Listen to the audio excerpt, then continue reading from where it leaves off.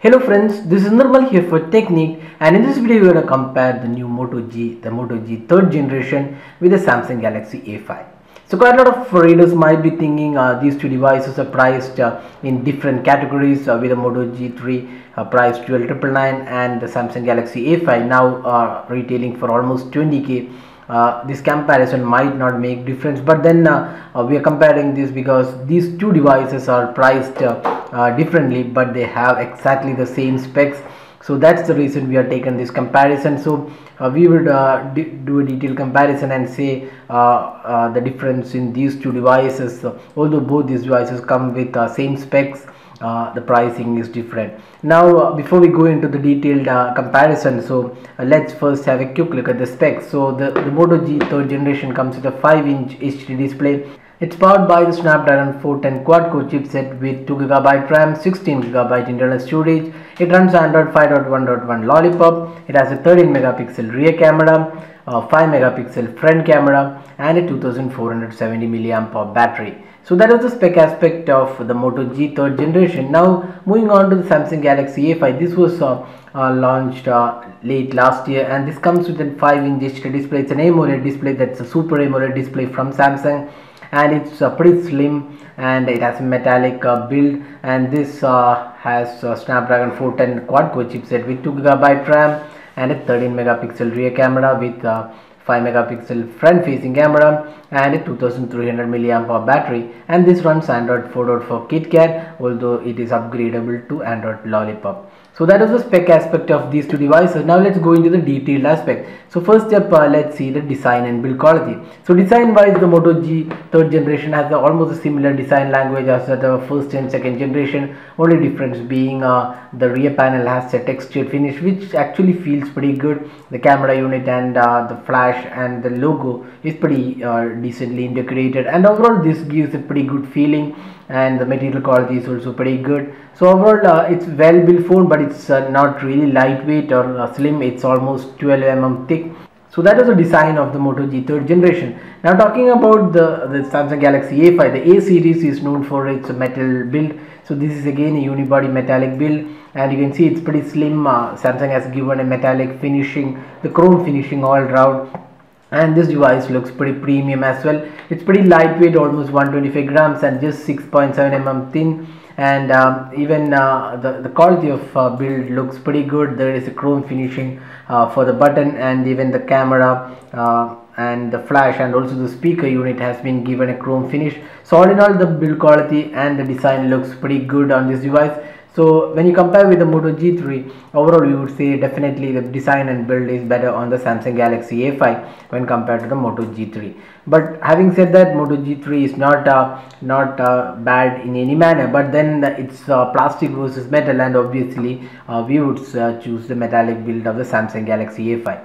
Now moving on to the display, although both these devices have the 5-inch HD display, that's a 1280 by 720p display. Here there is a difference. The Samsung Galaxy A5 has a Super AMOLED display, while the Moto G3 has an IPS LCD panel. Now talking about the display on the Moto G3, we already talked about this. Display is one of the weakest links in this device, and it's not really the best display. It's pretty warm, and the colors doesn't look that good. The touch response feels pretty good, and also the viewing angles are decent, but all in all we would say for this price point the display is one of the disappointing aspects of this device. Now talking about the A5, it has a Super AMOLED display which is pretty vibrant, colorful, and even the viewing angles are really great. The touch response also feels pretty smooth. So again, in the display aspect, the Samsung Galaxy A5 is the winner here, and is better than the Moto G3. Now moving on to the software and performance. So this is one area these two devices differ. The Moto G3 comes with Android 5.1.1 Lollipop, that's the latest version, while the Samsung Galaxy A5 runs an outdated version of Android KitKat. So although this device, the A5 was released last year, Samsung hasn't released the upgrade to Lollipop yet. So this is still running Android 4.4 KitKat, and while Moto G third generation has the latest version, and it's also pretty fluid and smooth. It's the stock Android experience you get on this device with minimal apps, no lags or issues. It has 4G LTE, and on top of that it has IPX7 certification, that's water resistance.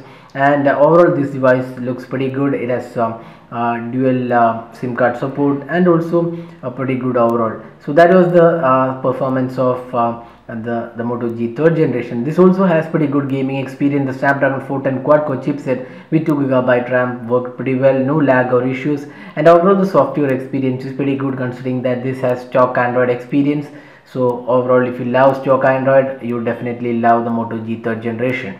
Now talking about the Samsung Galaxy A5, this runs Android 4.4 KitKat, and this has this custom UI from Samsung, and you can see this is almost similar to Samsung's UI in most of the other devices. And there are lots of apps included by Samsung, and it's a customized UI, and does feature a lot of apps as well. Now talking about the performance was pretty good. The 2GB RAM and Snapdragon 410 quad-core chipset combo worked pretty well. There is no lag or issues. Overall the performance was pretty decent. The gaming experience on the Super AMOLED display also was good. This also has 4G LTE dual SIM card. Now there is a difference between these two in terms of the micro SD card expansion. This has a hybrid SD card. That means the second SIM card can be used as micro SD card. So in that case you can use only single SIM card. But on the Moto G third generation you have the separate SIM cards as well as a micro SD card slot.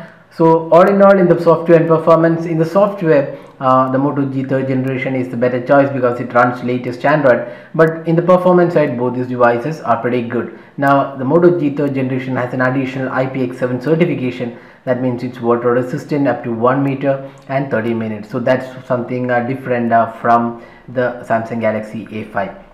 So that was the software and performance side. So if you want the latest software, or the obvious choice is the Moto G third generation, which will also be getting the latest upgrades in future. So that is the software and performance side. Now moving on to the camera. Now both these devices have a 13 megapixel rear camera. You can see the camera is exact 13 megapixel, and the Samsung Galaxy A5 has a LED flash, while the Moto G third generation has a dual tone LED flash, and there is also 5 megapixel front facing camera. So again, in the camera aspect both these are similarly spec. Now talking about the interface, the Moto G third generation has a very simple UI, not much of features included. It's pretty simple UI. You can see basic options are only included. There are no additional modes or options available, and even the focusing, there is no tap to focus. Instead you can move this option to change the focus. So it's a pretty simple UI. So if you're looking for a great UI with a lot of options, you would be disappointed with the UI on the Moto G third generation,